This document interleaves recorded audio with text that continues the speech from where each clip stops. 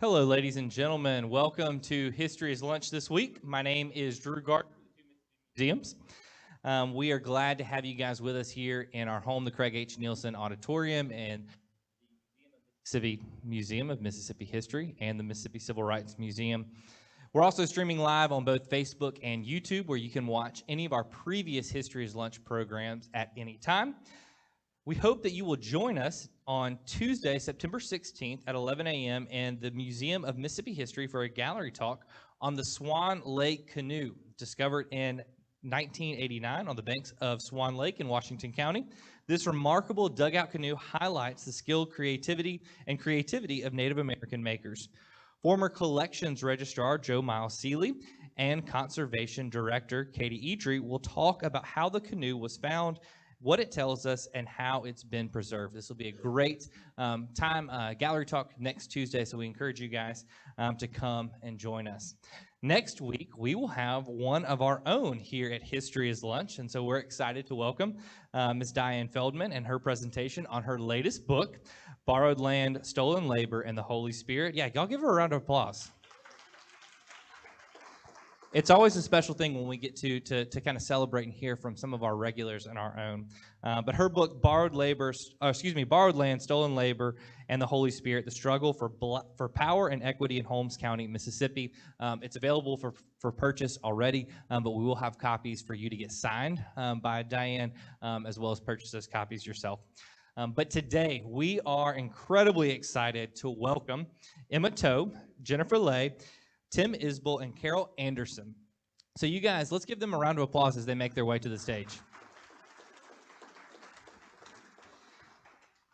Emma and Jen are the co-founders of Gulf Coast Vietnamese Narratives, a cultural heritage organization dedicated to honoring and preserving the rich history, contributions, and resilience of the Vietnamese Americans along the Gulf Coast, particularly in the seafood industry.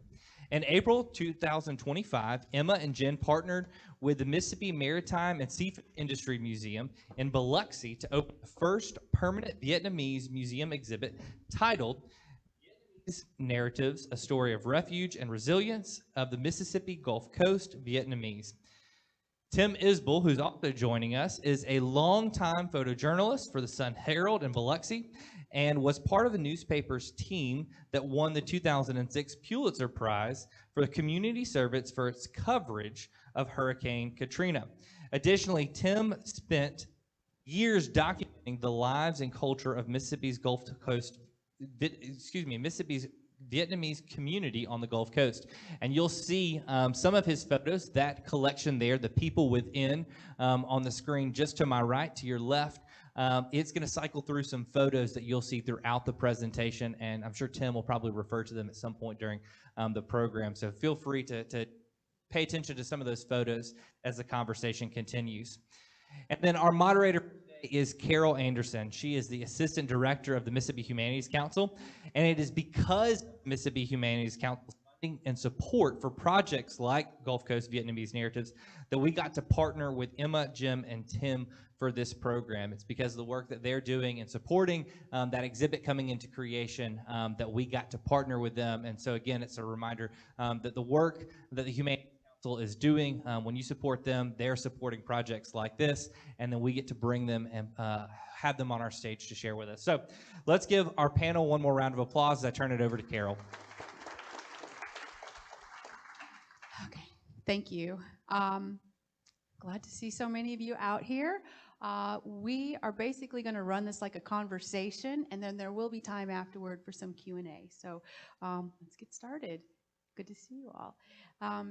This is a question for Emma and Jen, and Tim, I'll get to you in a bit. But can you talk a little bit about what brought the Vietnamese refugees to the Gulf Coast after the Vietnam War, and a little bit about those challenges and obstacles that their families faced in their search for a better life, which is told in your exhibit. But tell us a little bit about that.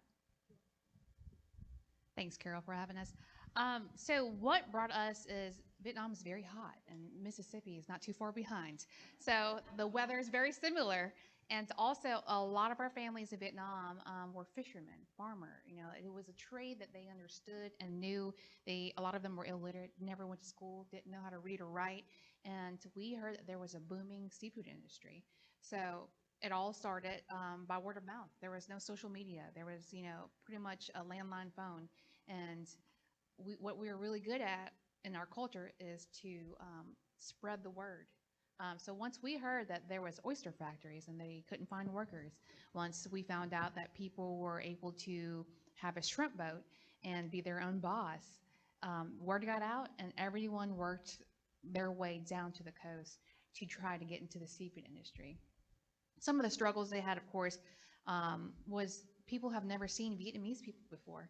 This is the first time that we entered the country. The only thing that we have ever seen about the Vietnamese was on the television about the Vietnam War. And when we came in, we didn't speak the language. We did things differently. We like to put our fish outside for people to smell when they walk by. It freaked people out. So it was a rough start.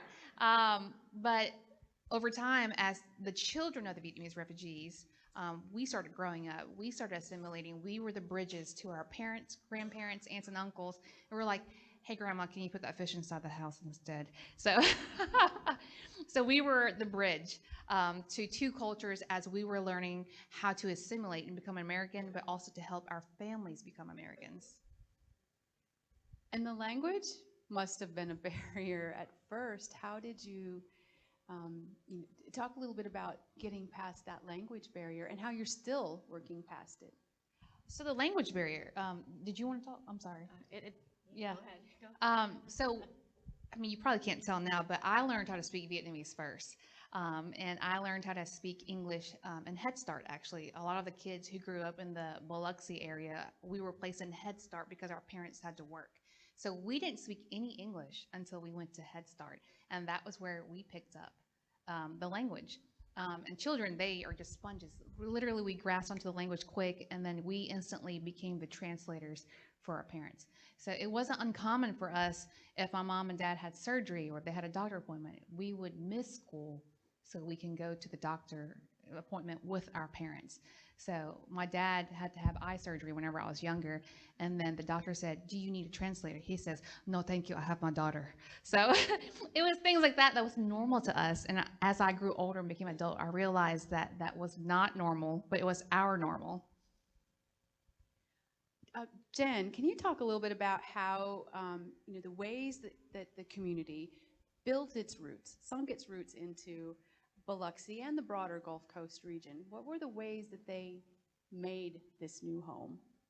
So Vietnamese is really good at using their resources. So the main resources was from the water, the seafood, the shrimp, the fish. When they bring that to their homes, they had to find ways to make a meal for their families. So people are driven by hunger. If you're hungry, you're gonna find ways to make a meal, feed your family, feed your kids, bring shelter and clothes to your family member at the end of the day.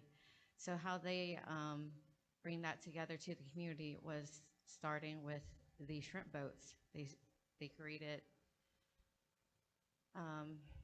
They needed their resources, so people knew how to go out and get the resources by either starting their own Vietnamese store, providing the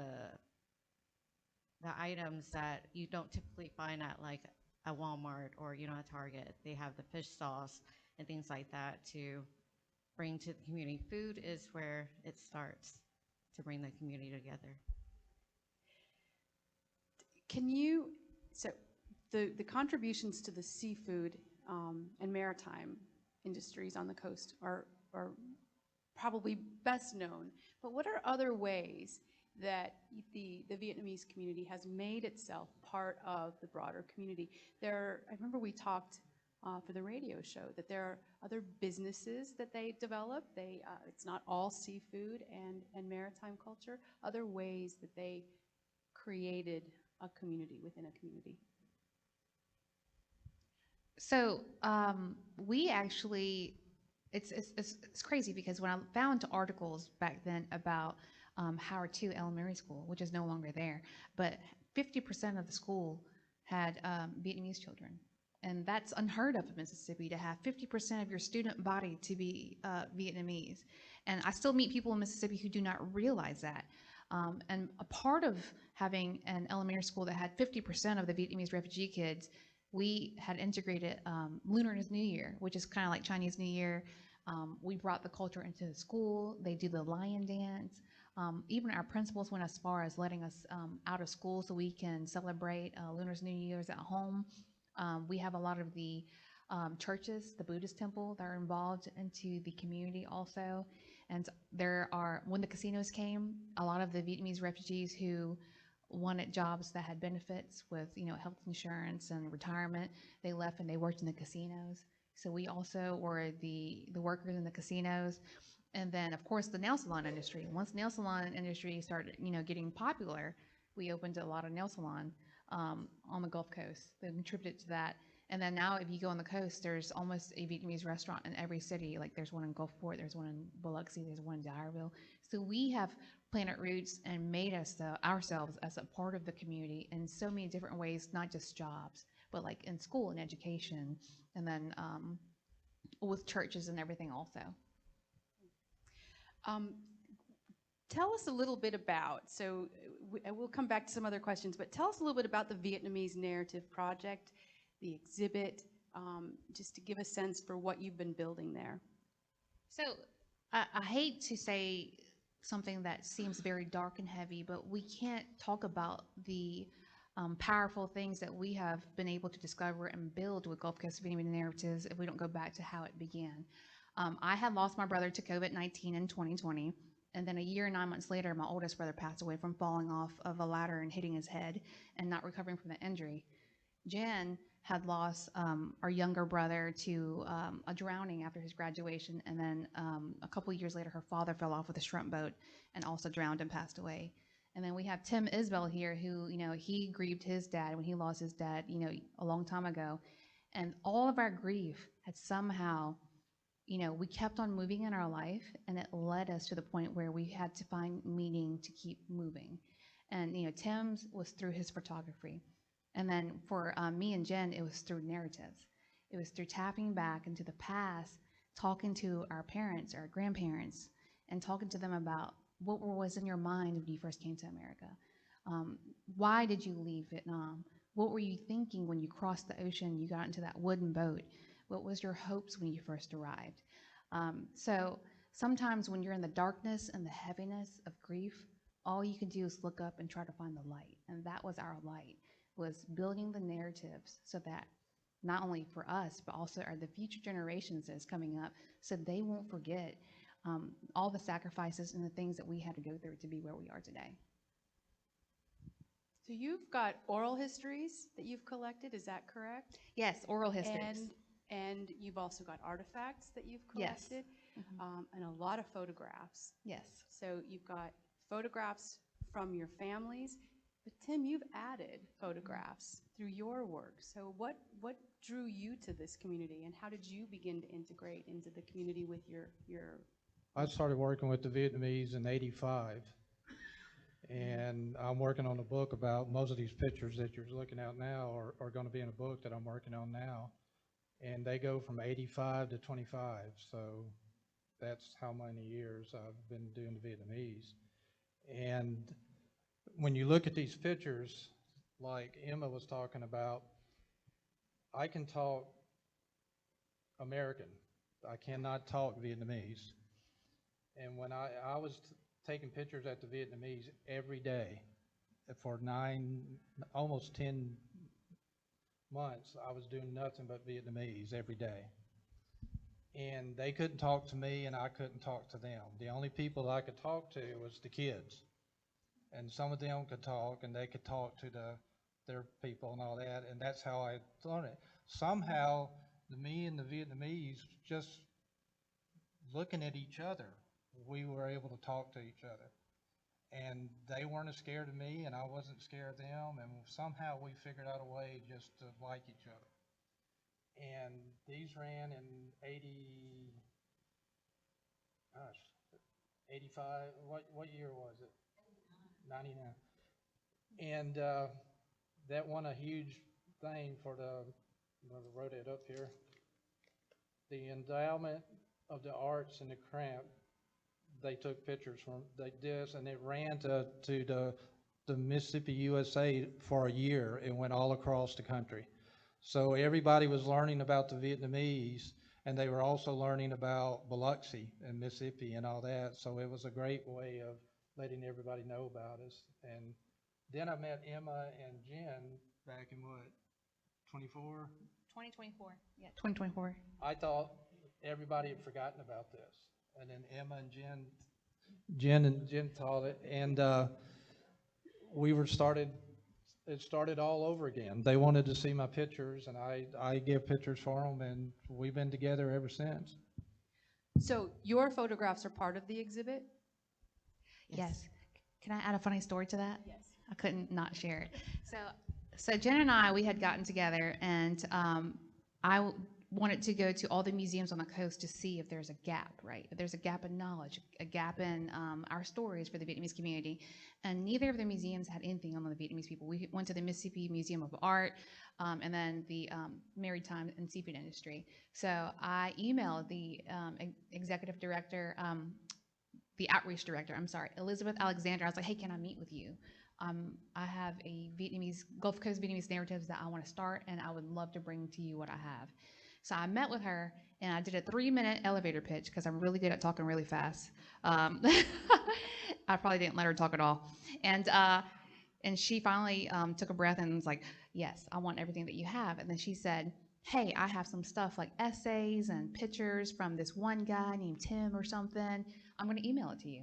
So she emailed it to me, and this was around September, and I kind of sat on it. I'm like, these are really good images, but I don't know who this is.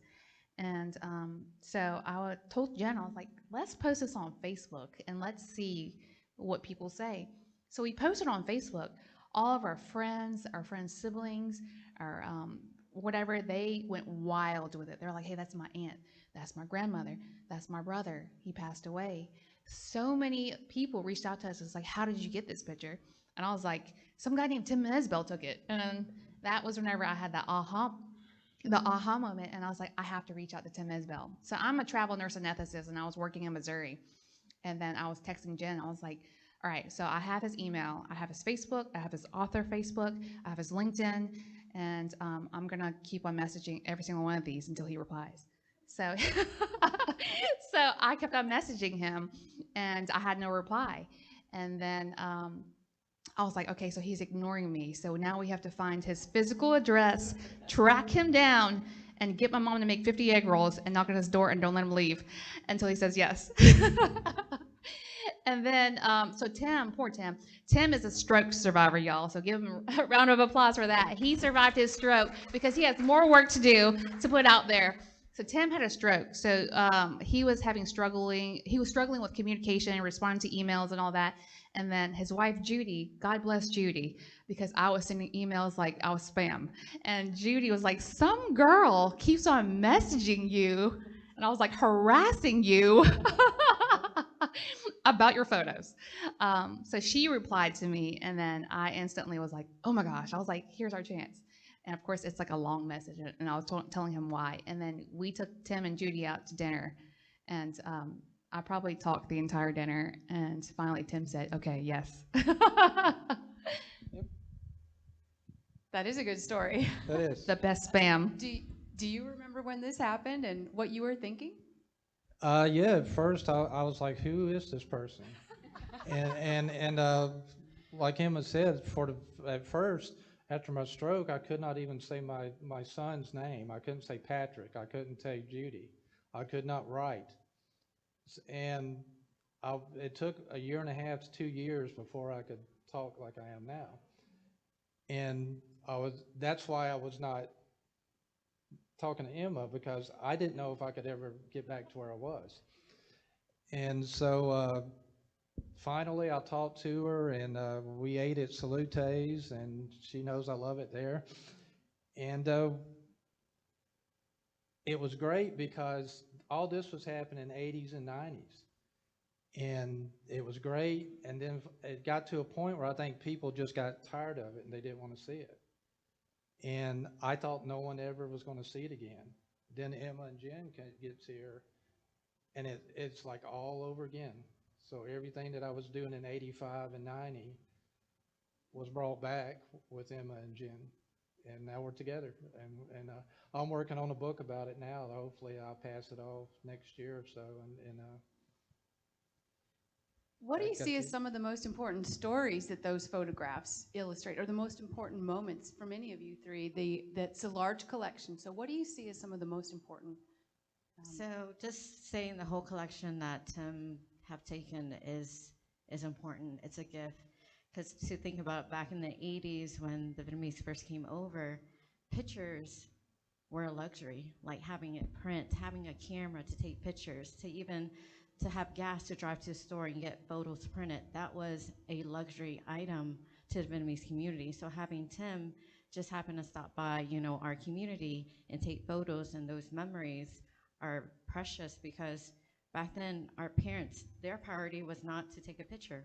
Their priority was to go to work, go to the shrimp, work from 4 a.m. to 6 in the evening, go home, cook dinner, repeat, get the kids ready for the next day of school. So having those pictures are important, and it's a gift to us. So I mentioned Tim as our childhood hero because without him taking those pictures, we wouldn't have this. The power of his magic is stopping time, and by taking pictures, you're stopping time essentially. And then the other thing I wanted to preface, I lost I lost what I was going to mention. But yeah, mentioning that pictures are a luxury, but also Katrina, going back to Katrina, majority of the Vietnamese community lived on Point Cadet, which is the lowest end where we had like at least 20 feet of flooding. So every picture that we had were able to keep were all destroyed. So we thought, oh, we're never going to see these pictures. We had two chances. The first chance was having Tim's set of pictures, and then finally establishing income to have pictures, and then having it taken away from Hurricane Katrina. So. The other thing about the pictures was for me to be able to talk to people. Since I couldn't talk to them. After I took a picture, if I took a picture of you one day, I would come to the News Sun Herald and I would take pictures. And the next day I'd bring it back to the Vietnamese and say, here. And it's like Jen's talking, they brought it home, and the kids would take it from them to their parents. And next thing you knew, it was on somewhere in their house was my picture that I shot them. So yeah, it became a thing that every day I was like this guy who was walking around with cameras, and I was doing this to all the people that I took pictures of. And that was how we talked to each other.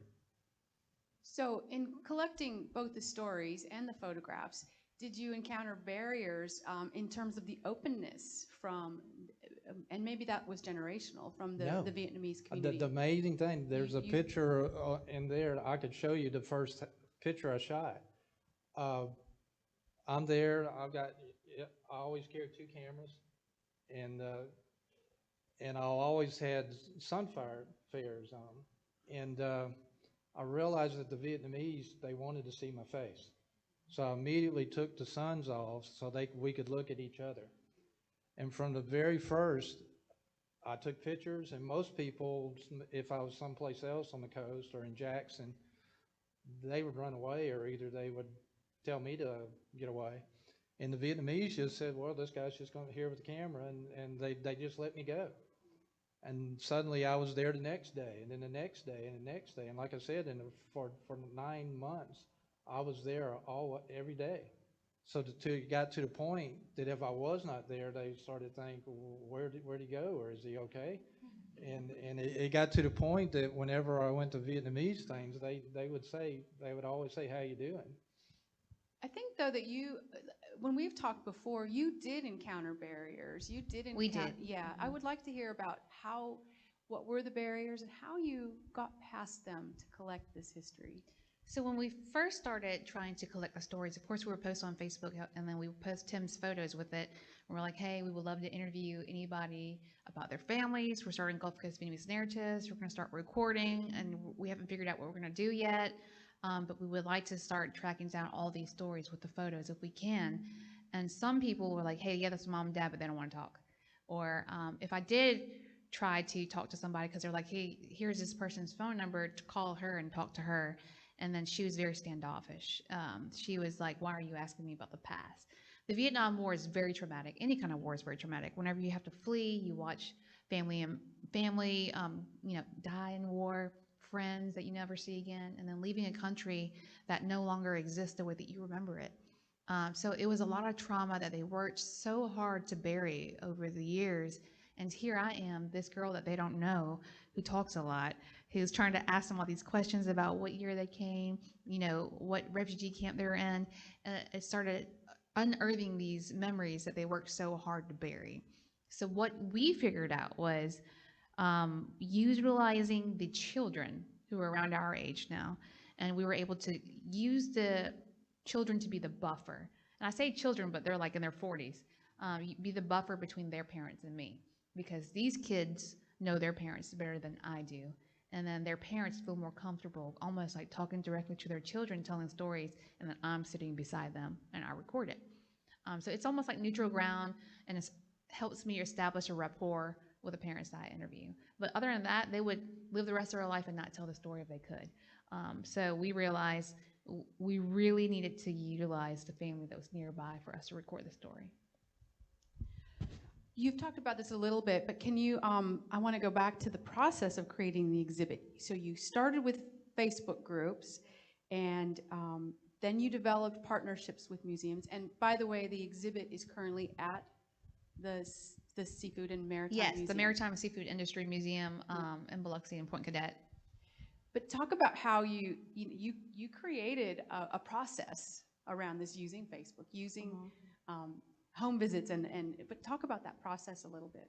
So it's crazy because I was doing this while I was traveling to Missouri, and I was able to figure out that I could work 7 days a week, 1 week a month in Missouri, and come back for 3 weeks, and then do my thing with the Gulf Coast Vietnamese narratives.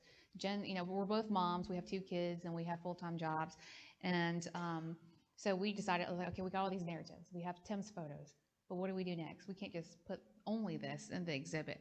We're like, let's put a little bit of history so people can get to know about the Vietnamese refugees. So we went to a library, the Biloxi Public Library. We found articles. And then some of the articles were not the way that we wanted because it was very limited. And then we were able to do newspaper.com, where it has all the articles on there. And we printed those articles out about like the first Vietnamese family who ever came to Mississippi. And then we found out about Richard Galat. He actually started a outreach program because he could not find any oyster shuckers that wanted to make $2 an hour.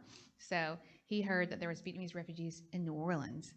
And then he drove this creepy white van with good intentions. Creepy white van over New Orleans at 4 o'clock in the morning. And he opened the van. He was like, y'all want to come work? And a bunch of Vietnamese people hopped into the van. And then they came over there, and then they worked into the oyster factory. And then he would drive them home. And then eventually he said, you know what? There's housing projects that was specifically built for seafood workers in Biloxi. Easton Homes was one. The one that I grew up in was the Bayou Augusta. The Bayou Augusta was actually called Homes for the African Americans, built in the 1940s. So they built that so the African Americans could work and then live in Bayou Augusta and then walk over to the factories in the back bay. So he realized, he was like, you guys can get into the housing also and also work in the seafood factory. So we were able to connect with the Galats who are still on the Gulf Coast. And, rest in peace, Richard Galat, he has passed away. And I was able to connect with their families and talk to them about their seafood processing shrimp factory now that is actually still in the Biloxi Back Bay, and connect with them also. So Truly Galat has been amazing, and Arnie Galat. They are the one at, is it CF Galat in Dyerville? And Truly Galat actually married a Vietnamese guy who was a Vietnamese refugee baby. And they have a daughter named Bailey Galat, and she was the first Vietnamese heritage shrimp queen, which is a big ordeal in Biloxi. So I was able to tie in, this is how the Vietnamese arrived to the Mississippi Gulf Coast. This is the tension that happened. People were angry. People thought we were stealing jobs. They were very apprehensive. Who are these people?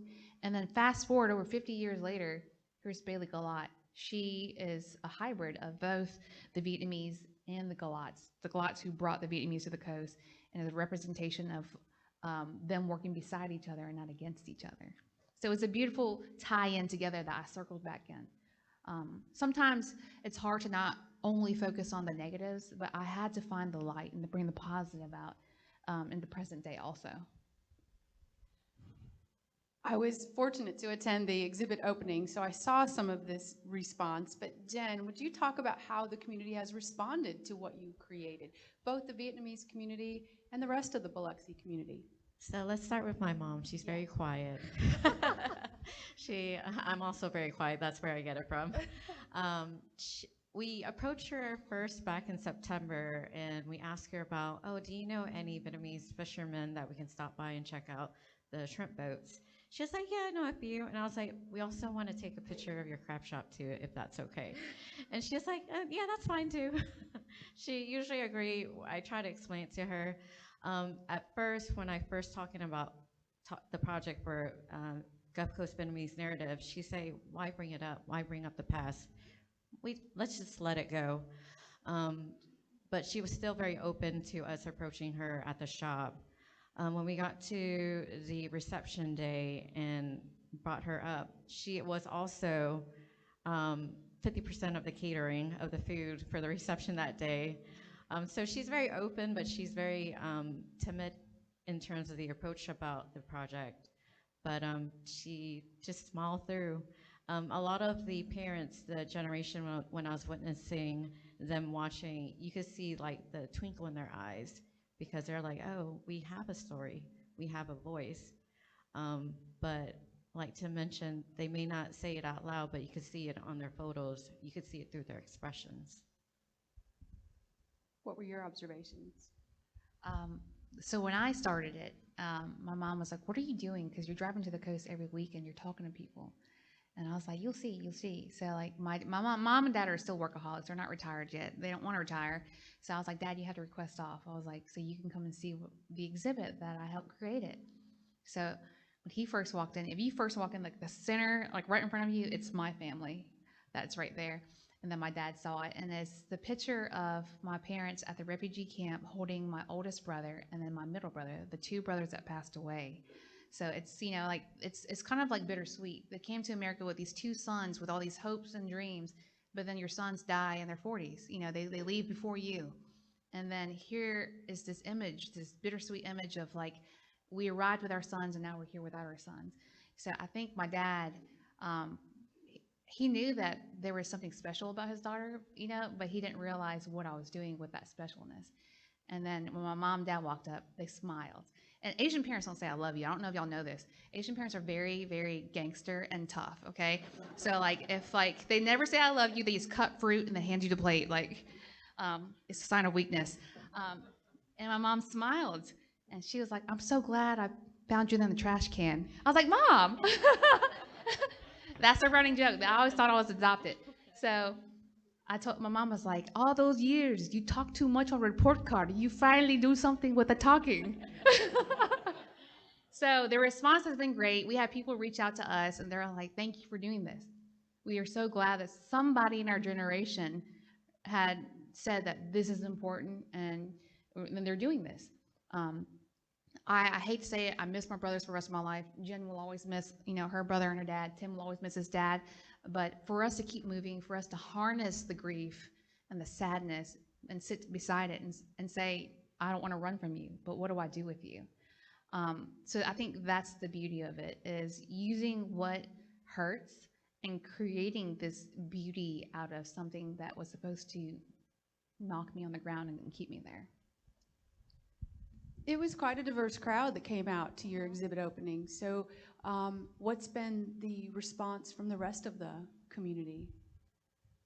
We had a lot of people, like Jen, she's a pharmacy tech, and she was, you know, filling the medication, and someone said, that's the girl. Like, that's the girl from Gulf Coast Vietnamese narrative. So she's like pretty much a celebrity. And I don't live on the coast anymore. We moved up here after Hurricane Katrina, and I work at the hospitals here, St. Dominic, UMC.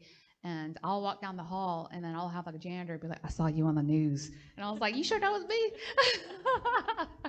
So like, I think people are starting to realize, like, hey, there's a presence now, and these people are just like us, or they're around us. These people are all around us. They're not, there's a Jen and Emma everywhere we go, like, so they're starting to be more cognizant of our presence, our history, because of the exhibit. Were you there, Tim? Did you go to the exhibit opening? Yeah. Yes, I was. And what did you hear from the locals who were seeing this for the first time? It was great. It was great for Emma and Jen.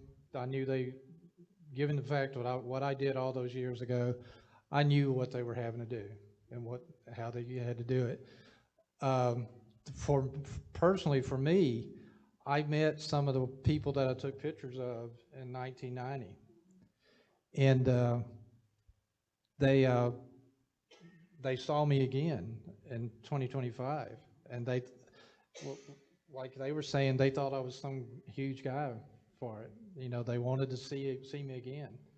So it was great to actually see what Emma and Jen were doing and how they were doing great, and I knew they would, because we've been talking to each other a lot then, and then seeing all the Vietnamese who remembered me all those years ago and just still wanted to see me. It was great. What are the future plans for the exhibit and the story that you want to capture and preserve? So I have actually just came back from New York City, and I have pretty much networked with other people who have the same goals and initiatives. Vietnamese boat people, they are starting their traveling exhibit. I would like for Gulf Coast Vietnamese Narrative to somehow start our own traveling exhibit. People do not know about the underrepresented voices that we have here in Mississippi that are Vietnamese refugees. I would love to spread the word. I am on Instagram, and I have met other Vietnamese people who are from California, and they're like, you tripped me out because you have a Southern accent. I was like, your mind's about to be blown. This is just the tip of the iceberg. So I would love to do a traveling exhibit or something to where we can make our presence more known or a history not forgotten. There's certain things that, about grief is, I wish I could ask my brothers what was their experience like when they first came to America and they started out, in the 70s and 80s. What was it like for them? I can't ask them that anymore, but I can ask other people who, experienced that. So I would love to be able to somehow make this an educational thing to where I can promote it beyond Mississippi. That way people can know. People know that there's Vietnamese people in Houston and California, and these bigger cities. But what about Mississippi? Mississippi has a rich history. It's more than what people show on Hollywood. So I would love to get it out there. Jen, what do you imagine? You're still on the coast. With what other ways would you like to see this story told across the coast? So one thing I do notice growing up, especially in middle school, high school, we're not in textbooks. We're not mentioned at all in textbooks. You talk about the late 80s, but where are the Vietnamese in the Gulf Coast, especially in the Mississippi history? Especially growing up, I graduated from Biloxi High School, but there was remnants. They talk about it, but it's not written anywhere. So I hope eventually we can create a voice big enough that we are included in textbook to teach the future generations so that those stories, those actual events and details are not lost. And Tim, are there still stories and photographs that you want to capture through your work with this community? Yeah, I'm right now, all my people within, which is 40 years worth.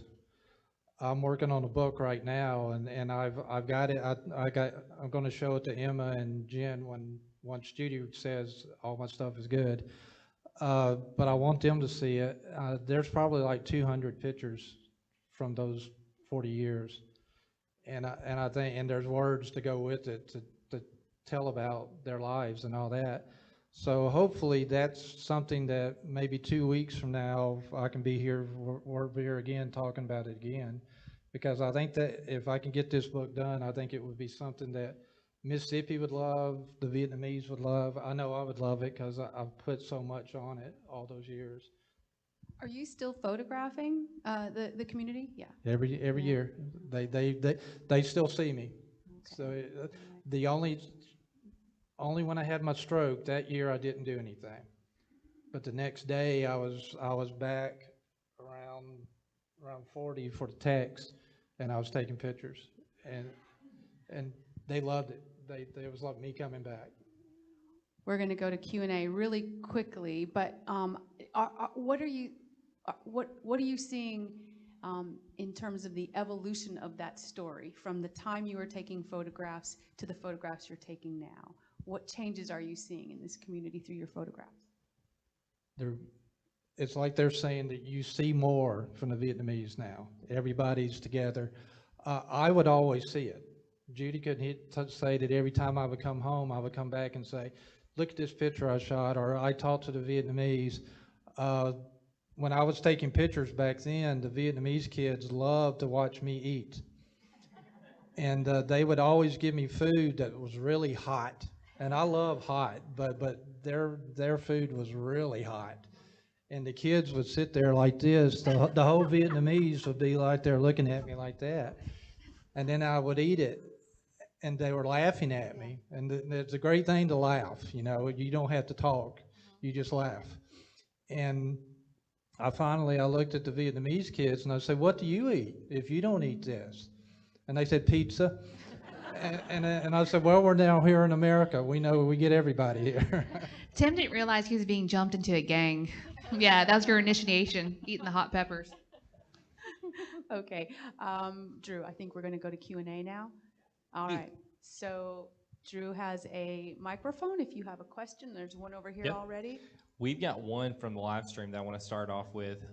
Emma and Jen, they're asking, can you tell us a little bit, you guys mentioned that there's another Emma and Jen out there with another story that needs to be told. Mississippi has such a rich history, like you said. What advice would you give somebody who is where maybe you guys were a couple years ago at the very cusp of trying to get started and trying to take that first step? What advice would you guys give them? Always ask questions. If you don't ask, it's going to be a no. It's always going to be a no if you don't ask. So don't be afraid to ask. And don't be afraid to explore, because Emma and I, at any point, we thought, oh, they're just going to reject us. They're going to tell us no. But we've been blessed and we've been lucky so far that no one has yet to say no. So please don't say no. Talk to everybody. Hi, I have two questions. One, what is life right after Katrina? Like, what happens on the coast? What happened to the community? And two, how is Gen Z and Gen Alpha connecting to the past? Like, how do they keep in touch with the Vietnamese history? So at one point, all the Vietnamese were in like Point Cadet and the Biloxi Back Bay on the Biloxi side. After Hurricane Katrina, we all dispersed. We actually a lot of the Vietnamese population after Hurricane Katrina. I still remained in Mississippi, but I moved to Jackson, and I graduated up here, and I remained up here because my parents are up here. And a lot of the Vietnamese moved to other states, Texas, California, and then they never came back. They never saw an opportunity. The seafood industry was never the same after that. And then also BP oil spill happened not too long after that. So a lot of the Vietnamese left. For the newer generations coming up, how they connect, I feel like at this one point, this generation that was a little bit after me, I'm a millennial, you can kind of tell, but a little generation a little bit after me, they kind of deviated. They kind of didn't want to be associated with being too Vietnamese or too old school in the old country and the old ways our parents taught us, and they kind of put on a persona to look more American, to be more American. I think the younger generations are coming up. They're starting to try to connect. Like my daughter, she doesn't speak Vietnamese the way that I would because she doesn't have to translate for me. But how she connects is she talks to the older generation, grandparents. And then we encourage this with Gulf Coast Vietnamese narratives. I was like, sit beside your grandparents, ask them questions.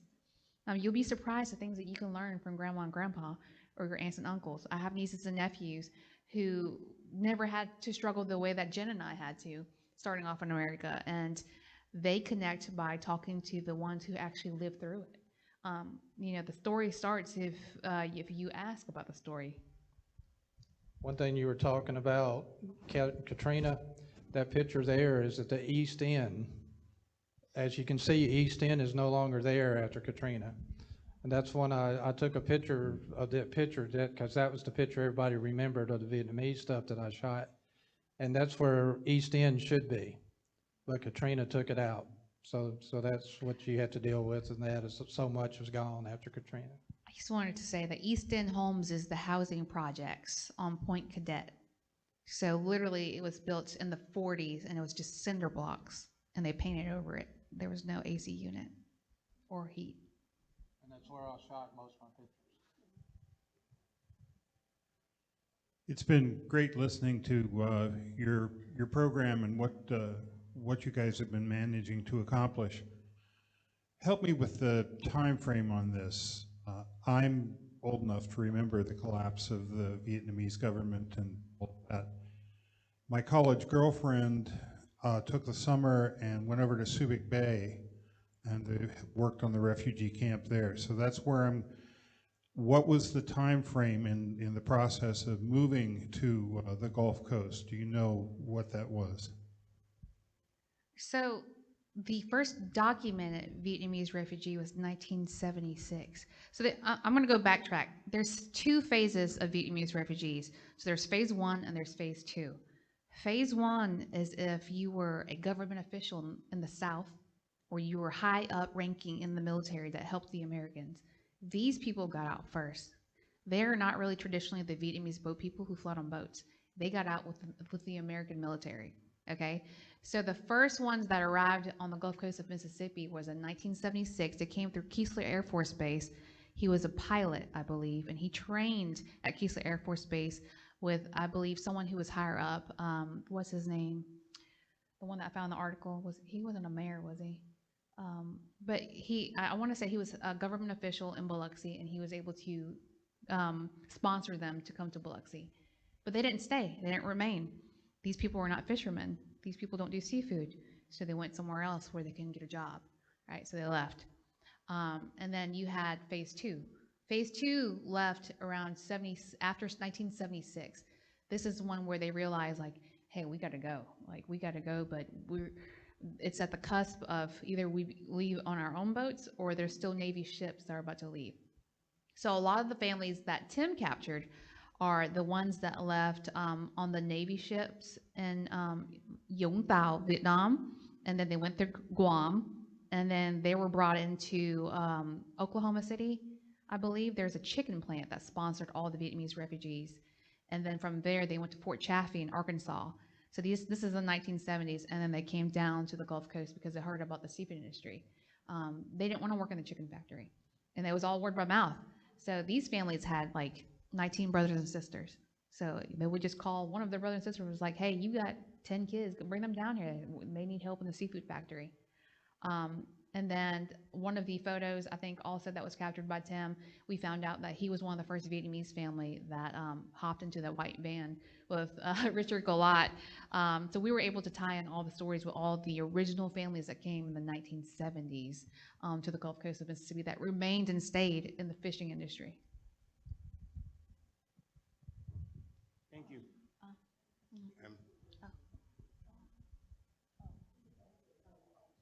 Yeah. A couple of quick questions. I don't know what your religious practices are or were in Vietnam, but how difficult was it to integrate your religious practices to those in Mississippi or the United States, and then also your music? Were there any difficulties in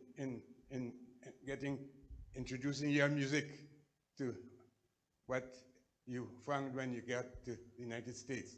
And thirdly, what about, is it the fish that you got that you're accustomed to have in Vietnam? Was it the same as the fish you got when you arrived on the coast, the Mississippi coast? Were the fishes the same or similar, or are they different fishes? And if it was different, was it more difficult to deal with the fishes here than what you're accustomed to in Vietnam? So my family, or Jen, do you want to talk? My family was actually, they were not Buddhist, but they were, how I would say it, it's ancestral honoring.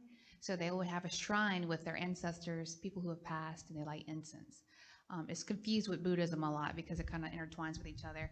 So, but my parents actually converted to being Baptists when they came to Mississippi, even though they were sponsored by a non-denominational church in Massachusetts when they first arrived. There was a Vietnamese Baptist church on the Gulf Coast of Mississippi. And what made my parents a believer was my mom couldn't have any more children. She had my 3 brothers. And then the doctor told her that she wasn't ovulating anymore. And then so she went into church. And she prayed in church for the first time and said, God, if you are real, then please bless me with a daughter. And then she got pregnant with me. So if she ever whipped me, I said, why are you beating God's gifts? So anyways, sorry, it's not a comedy show. I'll be serious. And I would say that the music is different. Of course, I think that the Vietnamese people, we had our own community. Like, we brought our culture, we brought our own music. We have festivals, the autumn festival, you know, the Lunar New Year's. We brought our own music, and we kind of enmeshed into the community. I have to explain to people all the time whenever I work here at the hospital. I was like, you do realize, like, I grew up around people who looked like me. Like, I didn't become a minority until I moved to Jackson, Mississippi. I tell people all the time, I grew up around people who look like my cousins, like, all day long. So this is the first time I've ever been a minority, was moving up here. And then the other question, the fish. So the Vietnamese people, they're very resourceful. Like Jen said, the hunger is what drives us. So my mom and dad had a shrimp boat, and so did Jen's family, and we never threw away fish. There was no such thing as a bad fish. We would just take it and deep fry it and cook rice and add soy sauce, and baby, you feed the whole family. Or we ferment it and make it, yeah. you know, fish sauce. Yeah. So many times I choked on a fish bone. My mom's like, no, you take rice ball, you roll up, and you swallow, push bone down. And I'm just like, this ain't chicken nuggets. Like, I hope that answered your question. Thank you. I'm from New Orleans, and there's a big Vietnamese community there. How much connection, but I've never known, how much connection is there between New Orleans and the Gulf Coast Vietnamese? There's actually a large connection. So remember when I said Richard Galat drove over in his white van? So one of the first families that he had approached, I'm going to say one right now that was in my exhibit, Captain Thee. He has a family where there's a bunch of siblings, okay? And they all started off in New Orleans, couldn't find work. So they were going to Panama City to try to be in the seafood industry there. So they started in New Orleans. And then also Mr. Mao, he's actually in the exhibit and was very connected with Richard Galat. Mr. Mao was also one of the ones who got into the van. So these are all family and kin folks that were in New Orleans. And they said, hey, y'all, we got to go somewhere else where we can actually get a job, because we can't be, you know, coming over here without doing anything. This is our chance to become and live for the American dream. So some of them went over to, well, not some, a lot of them left and went over to Biloxi and then got into the seafood industry. And then there's also the other half who remained in New Orleans. So they're still tied back and forth. We actually have been in touch with the, it's kind of like the Gulf Coast Vietnamese narratives version of New Orleans. They have been in communication with us to see how we can collaborate. So we have ties with New Orleans. We just haven't figured out how we can collaborate to make the stories combined together yet, because ours is more of like industrial economics with our narrative so far. Hi. I have 2 questions. Well, one is related to when in the 70s, I was in Boston, and I was complaining about the lack of Black people being, like children, being represented in books. And this lady said to me, you have to write them. Mm-hmm. And when you mentioned that you are not in the textbooks, you have to write the books. Mm-hmm. So I think that when people cannot sit back and wait to be recognized, you have to put yourself out there. My question is, in this presently with the immigration situation, are there any members people that you know who might be undocumented and at risk of the ice raids? Yes, actually, we have, I know of a few people, my parents know them, and this one gentleman, when he first came through Louisiana, he actually has a record because one of the non-Vietnamese, the Cajun that did not accept the Vietnamese who were coming into the fishing industry, hit him, and he fought back. But he was arrested by the police, and he has a record. And right now, with all the ice raids and everything, he fears because he's going to be reprimanded for something in the past that he did over 40-something years ago. He was defending himself, but back then there was no voice to represent the Vietnamese refugees when they were starting in America.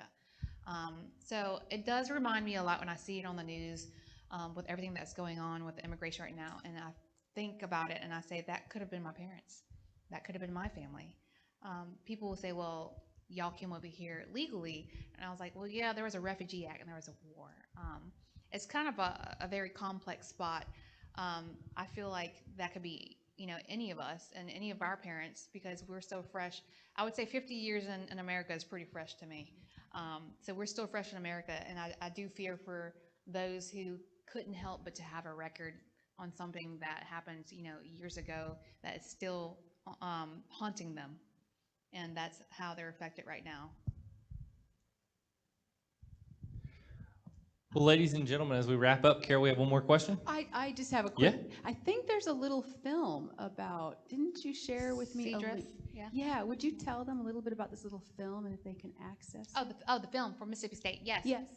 So Mississippi State, so a part of when I did the elevator pitch with the Maritime and Seafood Industry Museum, I contacted Elizabeth. She sent me the photos of Tim Isbell, and then she sent me David Garraway's email. He's from Mississippi State University TV Services.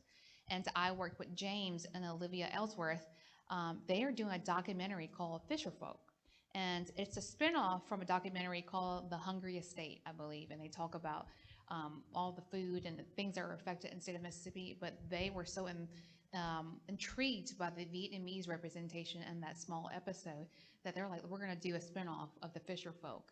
And I believe they have finished the draft and they have submitted it. I don't know when it will be submitted to Mississippi Public Broadcasting. So whenever that is complete, I guess we could post it and so we could share it. But they had interviewed me and Jen's mother, and even Tim Isbell. And it talks about how the Vietnamese got into the seafood industry in the state of Mississippi. So it, will go into MPB, but it might go into PBS and all that too. Just wanted you to keep that on your radar, that eventually you'll be able to see this on a documentary film. Yeah, it sounds like a great opportunity for one of our Sunday screenings in the future. Well, ladies and gentlemen, let's give Emma, Tim, Carol, and Jen a round of applause. Again, if you have not made your way down to Biloxi to see the exhibit, it is well worth the drive there and back. It is a phenomenal exhibition, and so I highly recommend you make your way down and go check that out. We will have Tim, Emma, and Jen back with us again tomorrow, where we're going to go into a little bit more depth about the Vietnamese experience on the Mississippi Gulf Coast post-Katrina. And so we'll meet at 11 o'clock in the Hurricane Katrina. Mississippi remembers the third gallery space where the portraits are, at 11 o'clock for a gallery talk. It'll be kind of an informal conversation as we talk a little bit more in depth about that part of the story from their perspectives. And so we'll share some more stories, a great opportunity to come right back and hear a little bit more. But once again, let's give our incredible panel a round of applause.